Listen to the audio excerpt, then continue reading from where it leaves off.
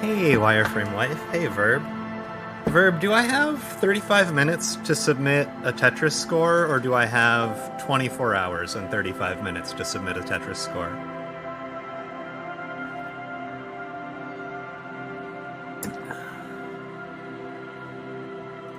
Let's see. Yeah, it's pretty good. Hello, everyone.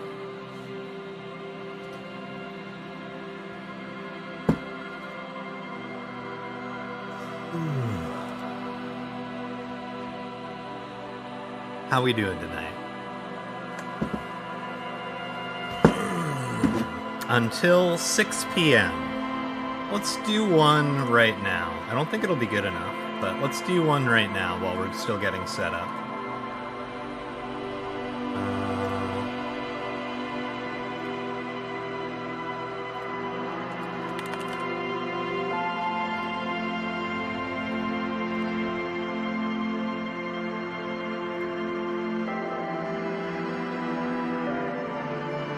If I'm really lucky, if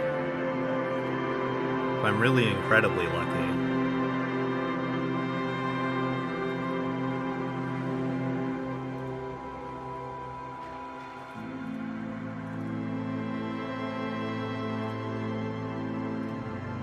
I'm truly incredibly lucky. Yeah, I didn't have to set that up again. Incredible. Alright, let's just slide it this way a little bit. I guess we don't need the ad banner on top either. I have more passively allowed collusion than colluded actively, I think.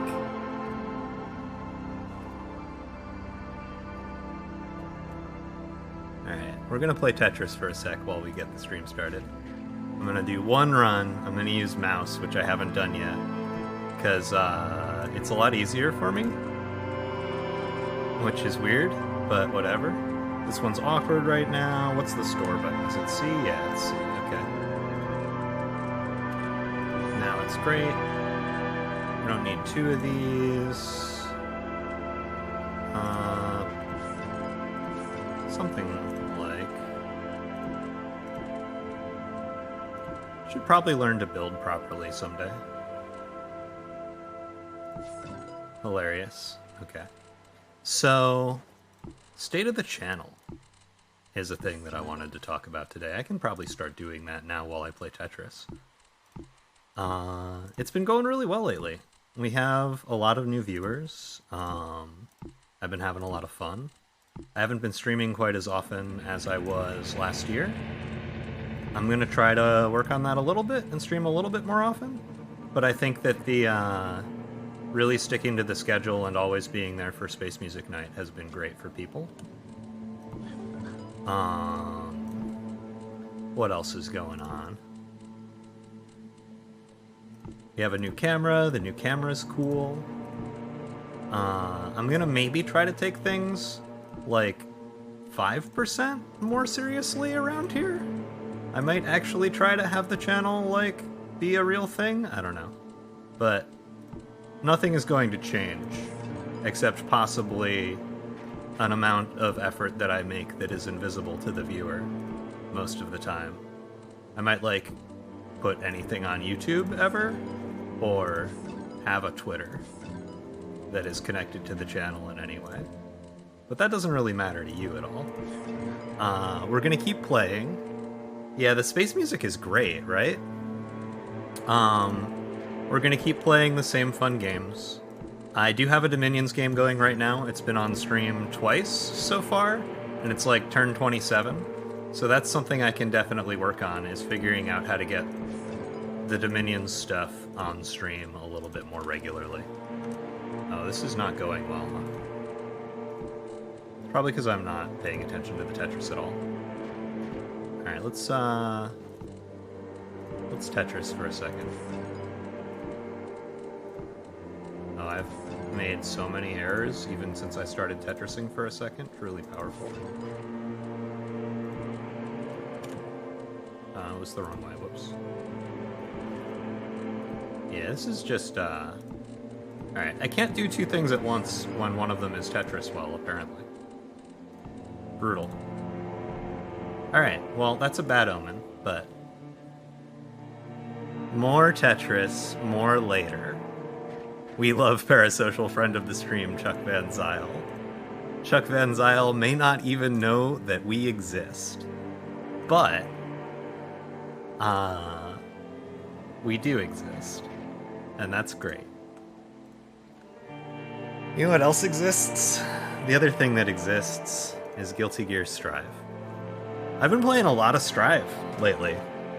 I think it was like almost a year and a half ago that I started playing, and I was like, I'm gonna see if I can learn this game on stream. It'll be fun. I'll stream all of my improvement and we'll see how good I get. And that was like, I don't know, last November-ish that I decided to do that. So it's been a year and a couple months. And it's really fun. Guilty Gear turns out to be a very fun, incredibly deep game. And I've been doing some stuff with it that I think is pretty cool. Let me get the game up on screen, because I do actually have it open in the background. People who hear keenly may have heard Soul Bad Guy cracking his knuckles there. I'm gonna throw on a replay from last night while we talk, so that you have something to watch, and because it's really funny.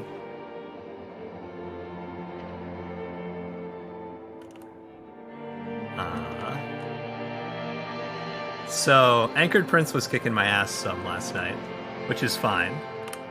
But also, a couple games happened where Anchored Prince didn't kick my ass, and being a streamer, I'm going to show you the ones where he didn't kick my ass while I talk about this. So, like, getting better at fighting games, right? I started playing Strive about a year ago because I had never really played a fighting game super hard before. And I was curious how they worked and, like, enjoy trying new things and trying to get better at new things and, like, learning new skills. And I was expecting to sort of play it for, like, maybe a month or two, kind of get a sense of what it was about, what the depth was like, where the complexity was, and then I probably wouldn't enjoy it all that much, so I'd probably stop playing it at some point. Because I already have a lot of other kinds of games that I like, so I wasn't really expecting to like this one all that much. But it turns out that fighting games are actually incredibly deep and complicated and cool. And also that a lot of the stuff that has, like, made it hard for me to enjoy certain other kinds of games, or made it tricky for me to improve at playing certain other kinds of games, where it's like an intermittent thing or a background element in those games, is super, super, super front and center. Hey, Samog. Yeah, I can start over from the beginning for you. Guilty Gear is cool. The channel is doing well. I'm excited. I'm going to try to take it 10% more seriously. Year and a half ago, I started playing this game and didn't think I was going to play it for very long. And now we're playing it, and it turns out to be super cool and super deep.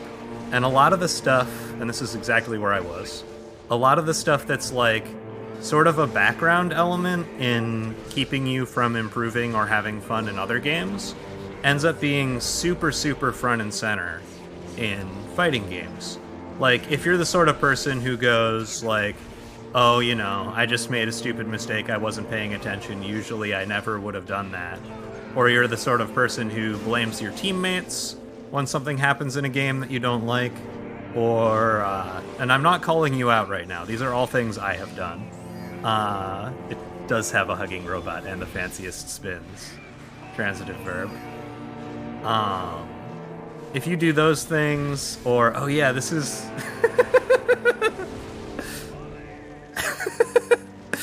If you do those things, you can get away with that in a lot of games for a long time without really, like, thinking about it, or that's one of the best routes ever, right? Without really, like, thinking about it or focusing on it too hard, because it's the sort of thing where that interaction doesn't come up all that often, or you're doing a lot of other things and you don't have to like look at it all that hard. It turns out that if you're just like playing a fighting game and it's just you and one other gamer each doing your best, it is much harder to sort of like deflect and not have to think about or deal with why you are winning or why you are losing and what to do about it, right? And so that's been really cool for me, and it's been helping me really work through some stuff that I think is like...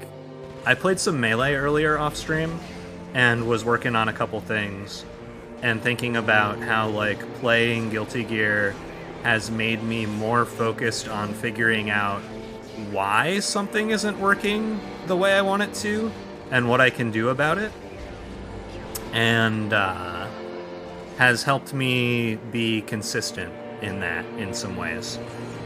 And so that's really cool. And let's see, did I get all the stuff I wanted to hit on that? Let me just double check real quick.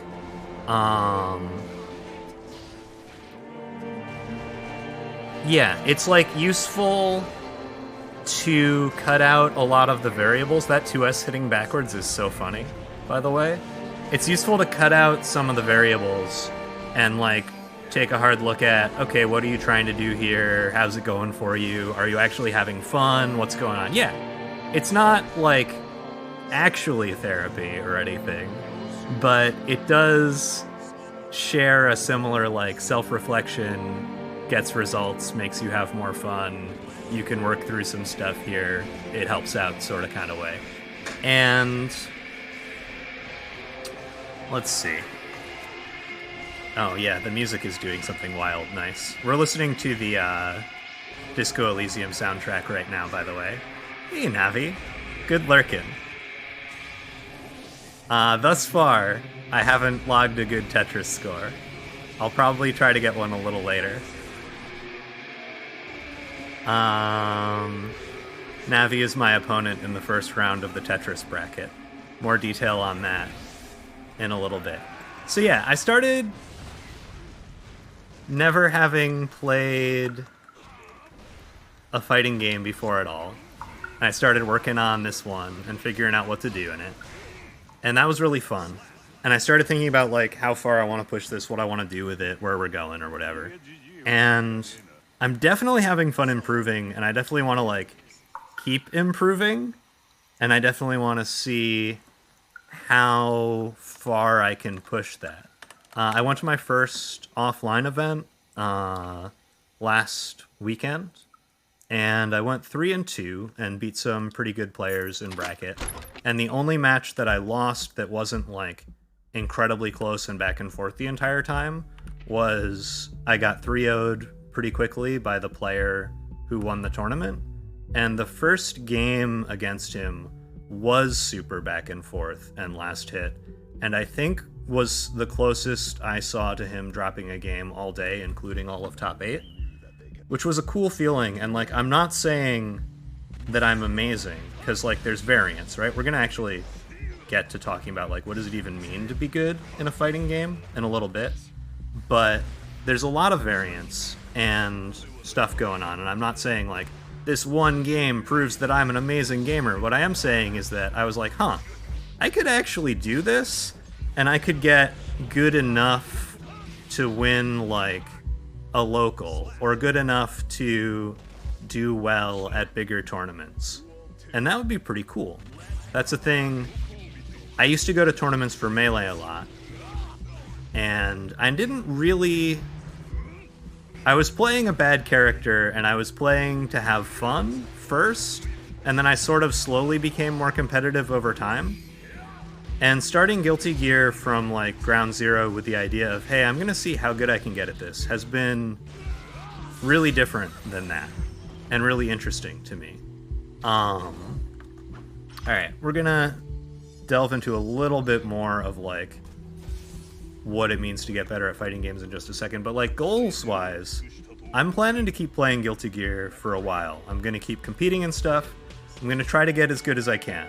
I'm only about a year and a half in, and I think that if you were more focused than I was on certain kinds of improvement, you could probably get further than I have in a year and a half. But I also think that the kinds of improvement I've been focusing on are pretty valuable. So let's talk a little bit about how that works, what that's about, how you get better at fighting games, what fighting games even are, what it means to be good at fighting games. I've run out of the 3 replays I planned to play during this. Oh, I've got some Reeve ones. Heck yeah. I'm going to put these on, Reeve. I'm sorry. Again, I'm cherry-picking the ones where I won, because they were at the end. EVO 2023 could happen. I'm going to try to go to Frosty Fausting at the beginning of February. I need some money, but I can work it out by then, probably. Which is the last big Guilty Gear major of this season, before Arc Revo, I think. So, I'm going to try to make that. We'll see. It's not that far from me, but I am kind of broke for unrelated reasons right now, so we'll see if I get my shit together or not. You think I am better at fighting IRL or in fighting games?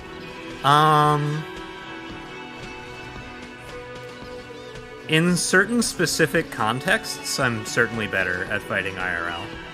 I have like 1 year or so of competitive Guilty Gear experience versus more than 10 years of hitting people with swords in certain contexts, or like some martial arts stuff too. But I don't know, it's close.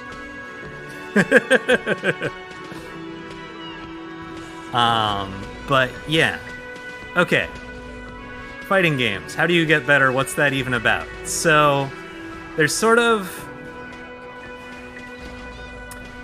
Romola has a whole bunch of good videos about this. If you're interested in like it as a general topic, I highly recommend her channel. There's like maybe one small thing I disagree with her about, but I don't think it's... I'm not sure I'm even right about it, so... But... So you've got this game, right? And a lot of things are happening, and you're trying to figure out what's going on. You got all these different buttons and inputs you can do, and you want somehow to take this set of inputs and turn it into a screen that says you win. Like this one here at the end of this round, right? And doing that, there's lots and lots of different kinds of skills that you can develop. I think the music is a bit too loud now. I'm going to turn it down. Let's go find it. Lots of different kinds of skills you can develop, right? You can get really good at combos, which is mostly about knowledge, knowing what will work, and then execution, which is mostly timing-based, of pressing the right buttons in the right orders, right? And... Sorry that I'm picking these 3, Reeve. I will go find one where you kick my ass with hilarious whale shenanigans in a minute. So, you can study, and you can lab, and you can learn a lot of stuff that way. And I think that that has a lot of merit, and it's also something that I've done not nearly as much of as I probably could have. Because what I've been focused on instead is working on awareness. I think that in order to get better at something like this, what you need is you need to understand what's going on, and you need to be able to like recognize what's going on quickly and react to it quickly. And so I've been playing a lot of games, like a pretty unreasonable number of games. Like, I think I have nearly 10,000 online matches of Strive at this point, which is not a small number.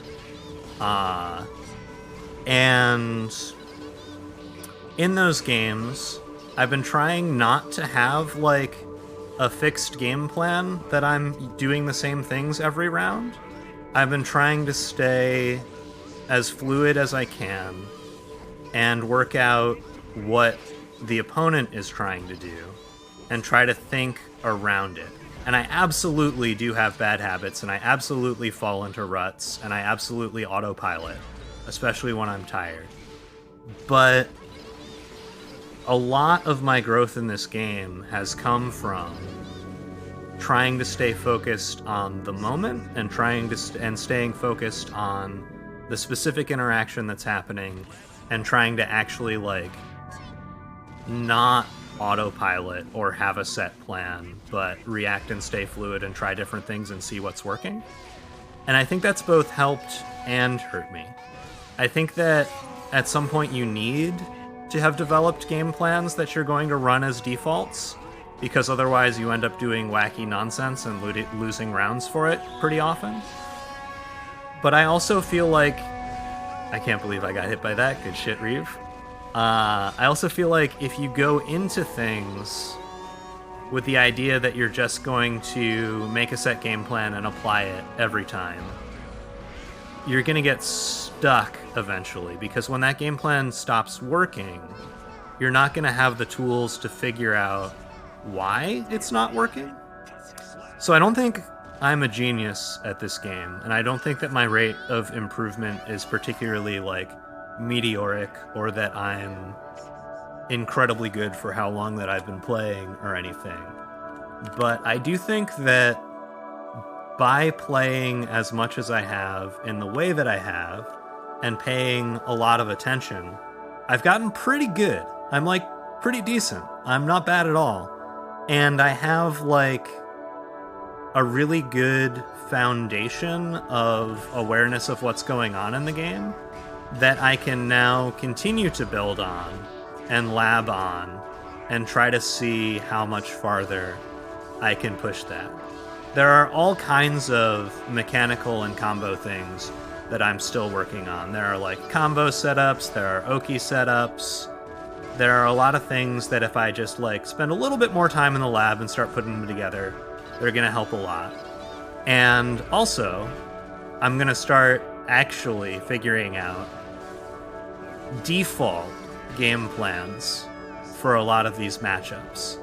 Matchups are, like, such a cool thing in this game and in Dominions and in, like, a lot of the other strategy games and competitive games that I've played, because, like, you learn what your character does or what your deck does or what your nation in Dominions does and what's strong about it sort of in an abstract sense, and then you run into someone else who's steering a character that's different in various ways, or maybe identical, so there are mirror matches in this game, and you get to try to figure out, like, which of your strengths are actually going to work in this matchup. And in the same way that, like, characters have different strengths and weaknesses, players have different strengths and weaknesses. So, like, against a lot of players, I can sort of be the one who's doing crazy, goofy shenanigan nonsense, and I will often win because I can sort of, kind of like in chess where you pull somebody out into an area of the game space where they haven't researched what the answers are, and then you kill them out there.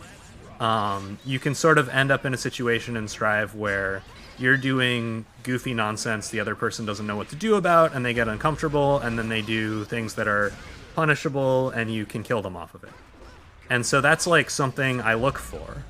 But often when I'm playing against, like, Reeve, who's just going to go ham with dolphins constantly, that doesn't work. I have to actually, like, calm down and react to shit and do things that are safe and look for my spots.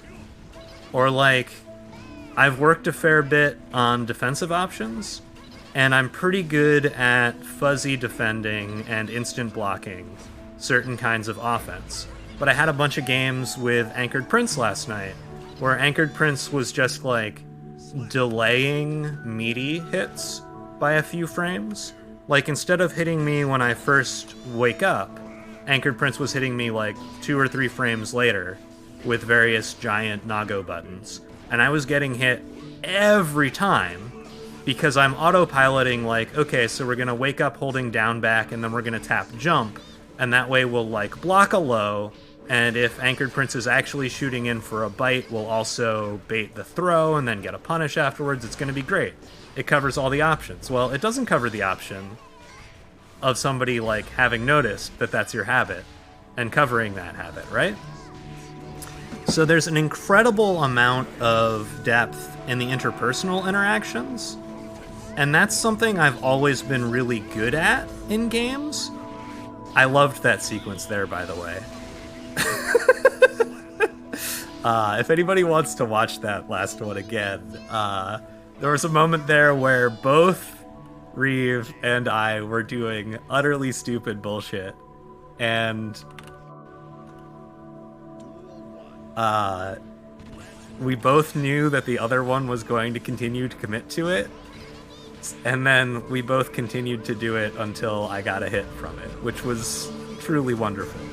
But, so, like, I've always been good at trying to get reads on other players, and I've always been good at, like, thinking... Yeah, I've been good at trying to anticipate what other players are going to do in games, and then being able to, like, adapt on the flow with that.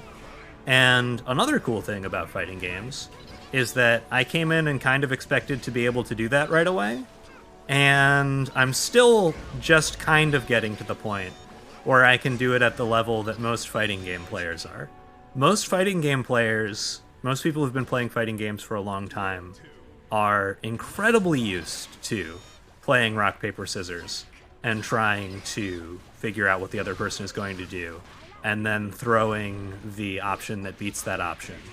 Because that's, like, what probably a majority of the player-to-player interactions in a fighting game are, is weighted RPS with different amounts of risk for each option and different amounts of reward for each option. And you're trying to, like, figure out what the other person's equilibrium decision is on that. And then based on your understanding of what their equilibrium decision is on how much risk they're going to take where and why, you can then try... This right here is so funny.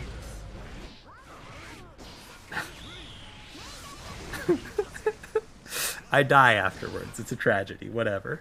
But the sequence right there where Reeve is doing Up Dolphin and I'm doing Vortex and we both just keep doing it is just, like, definitely the result of us having played way too many games and doing things that are entirely nonsense.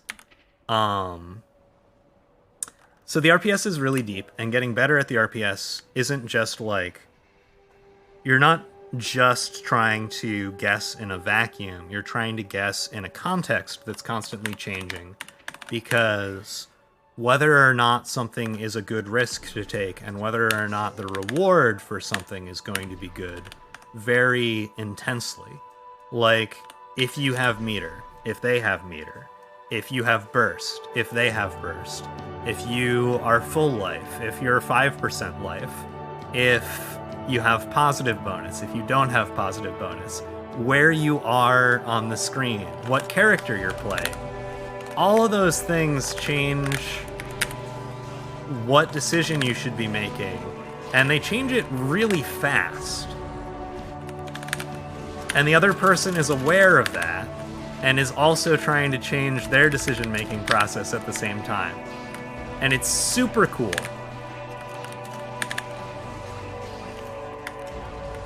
Now, you might be thinking to yourself, Ido, that sounds like utter chaos. How can anyone ever actually be good at these games? And that's a great question, because, like, yeah, it is chaos. Now, there are different ways to try to be really good at these games. There are characters and matchups where you can try to, like, minimize the amount of player interaction that happens. Like, if you are playing Happy Chaos and you get any sort of hit into a knockdown round start, and then you, like, retreat and do, let's see, where is Curse Ball? you do Curse Ball, and then you shoot people. You should be doing the charge shot. There it is.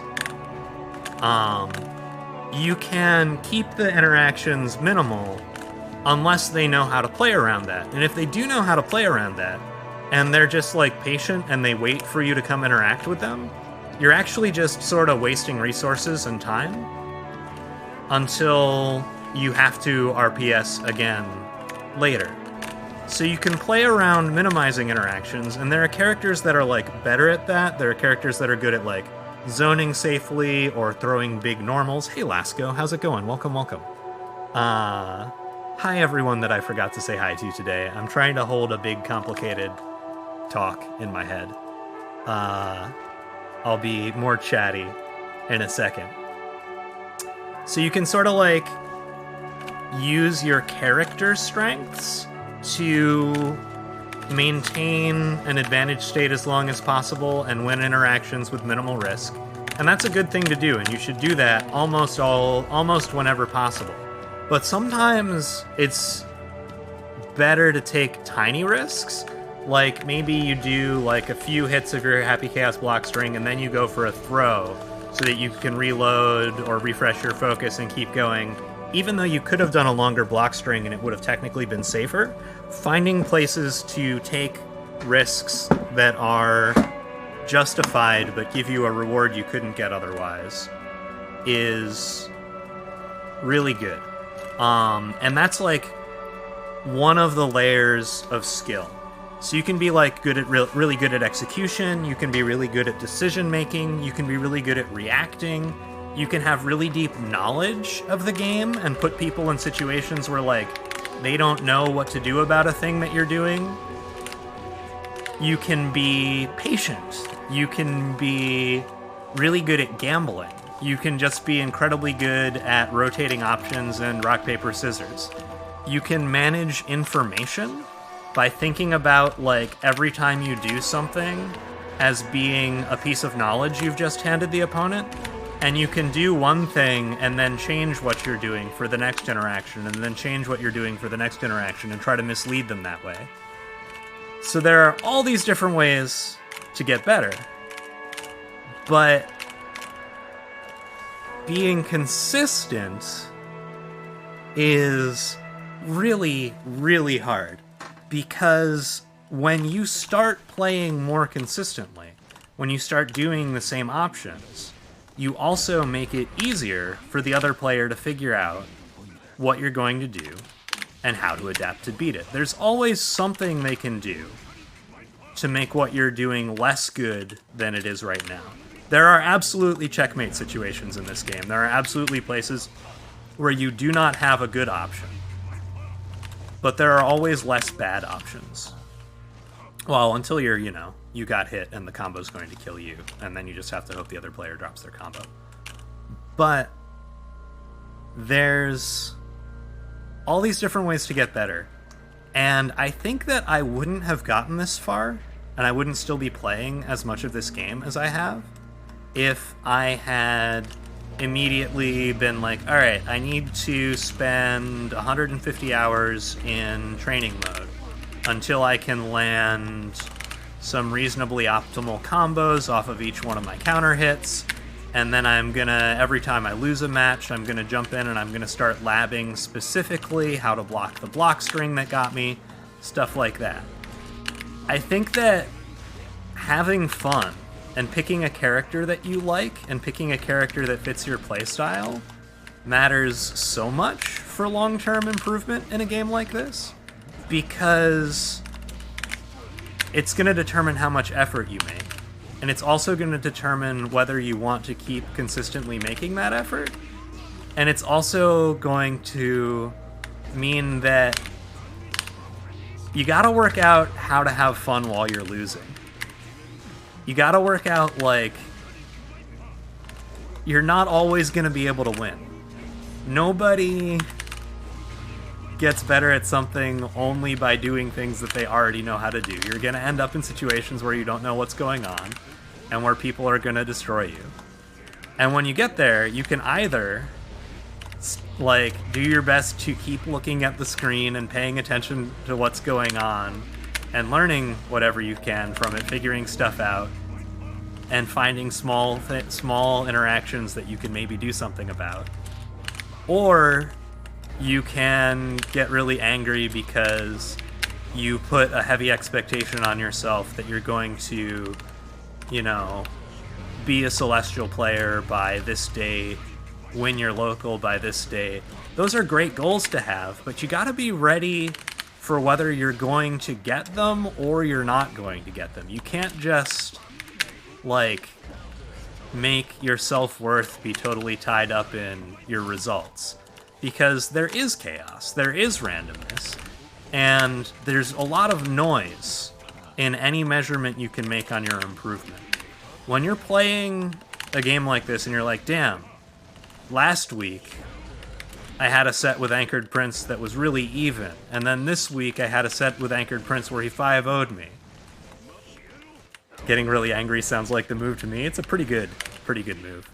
It works for Leffen, but you get so angry that you lost that you spend 80 hours the next week grinding, and then you get so angry if you ever lose again that you spend 80 hours the next week grinding.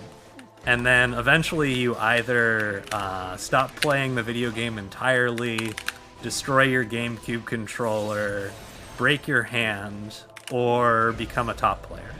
I think there's probably about 10,000 people that destroy themselves via this method to everyone that actually becomes a top player. Well, but get back to where you were on what, Reeve? Get back to where you were numbers that exist in the game-wise, or skill level in real life-wise? Because I don't think you're getting back... I don't think you're getting worse ever IRL. The tower floors are incredibly arbitrary. And if you want to do better in the tower, you gotta work on your consistency. And working on your consistency isn't the same thing as, or at least isn't entirely the same as getting better at the game.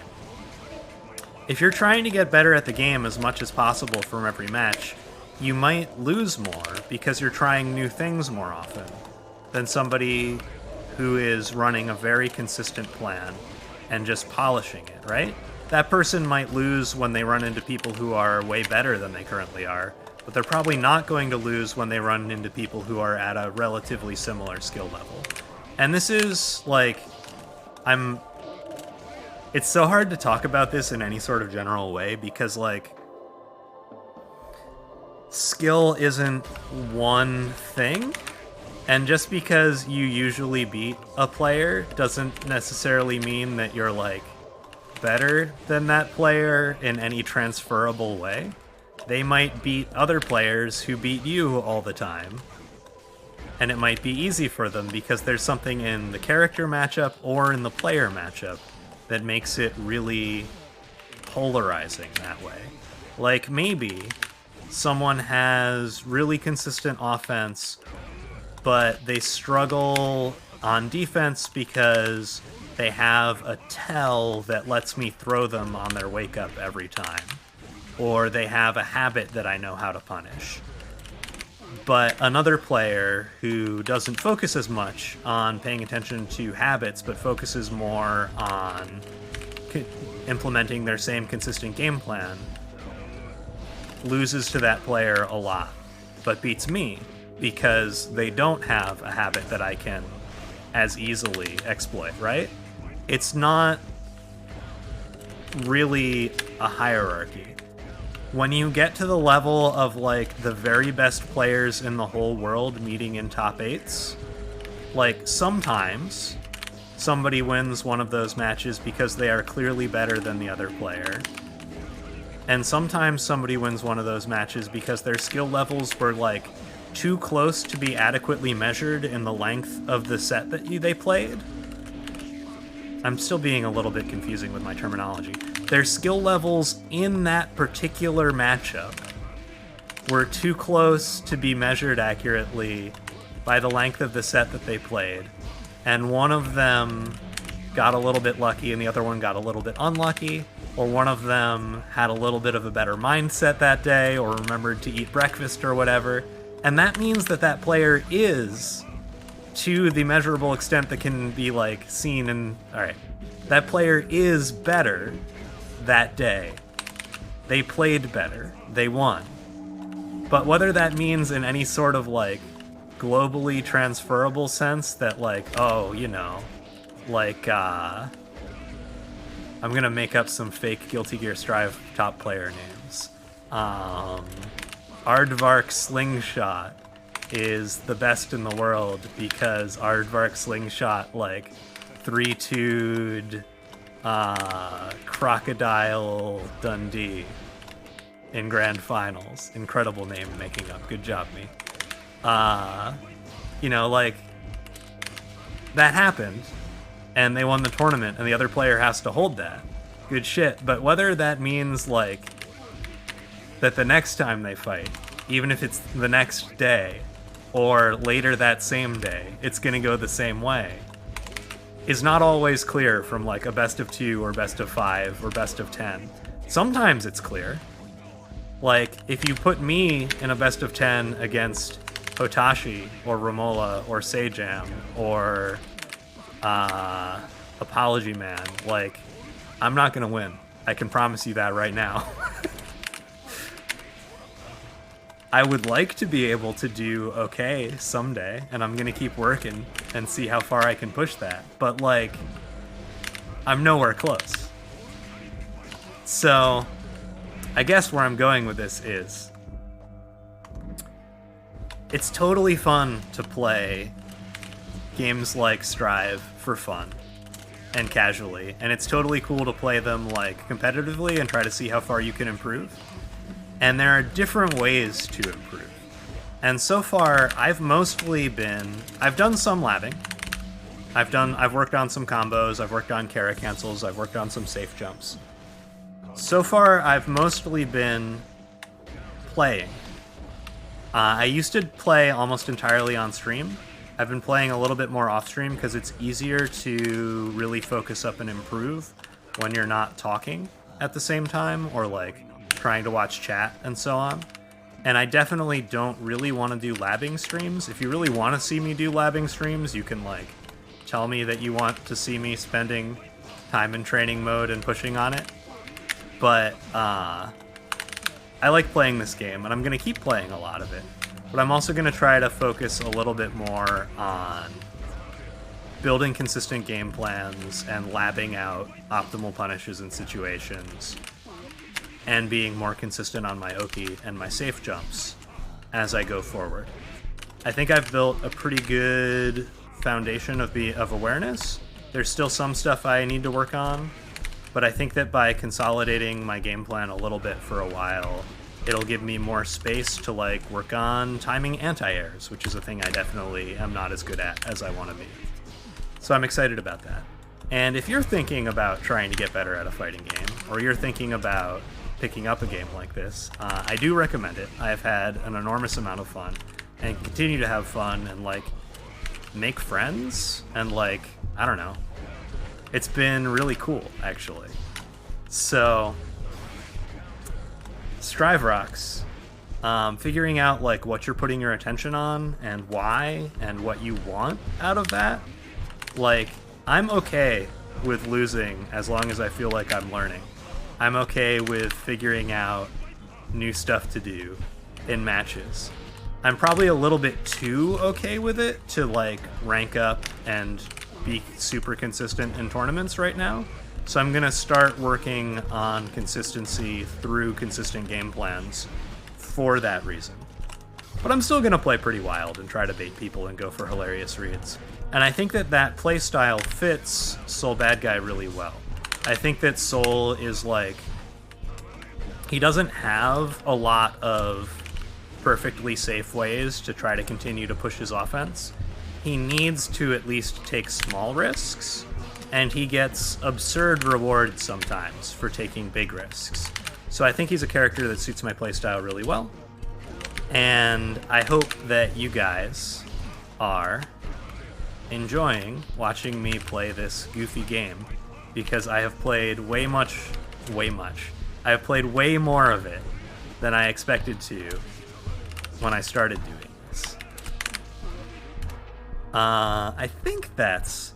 Oh yeah, State of the... So that's like State of the Idoloclast playing Strive. State of the Soul bad guy.